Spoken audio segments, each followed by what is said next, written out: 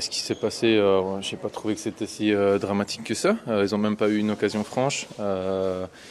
Il y a un pénalty qui n'a pas été accordé. On s'est créé quelques occasions.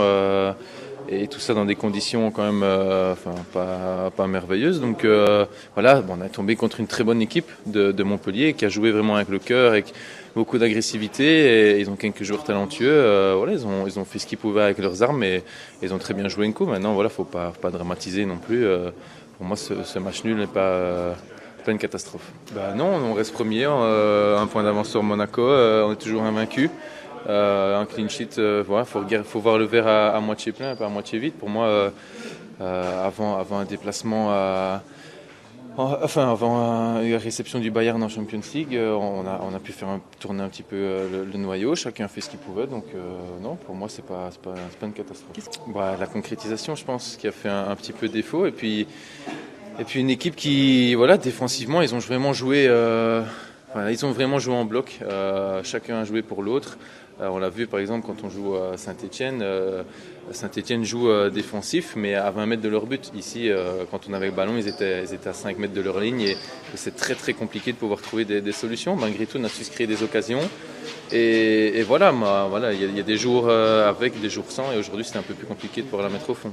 Ouais, ça c'est le terrain est catastrophique, faut dire ce qui est. Maintenant c'est pour les deux équipes, mais c'est vrai que ce début de saison comme ça, un terrain aussi mauvais, c'est quand même pas normal, je vais dire. Mais bon, ça c'est des choses qui arrivent, on en connaîtra encore. Non, il faut pas faire une dépendance Neymar non plus. C'est un joueur exceptionnel, il n'y a rien à dire, mais quand on voit le groupe qu'on a, on peut pas dire Neymar n'était pas là, donc c'est normal qu'on prenne pas la victoire. Non, on a des joueurs qui peuvent faire la différence, qui individuellement savent sortir l'équipe de situations compliquées. Et juste ce soir, c'était un peu plus compliqué parce qu'on est tombé contre une équipe de Montpellier qui a fait tout ce qu'il pouvait, qui s'est donné à 100%.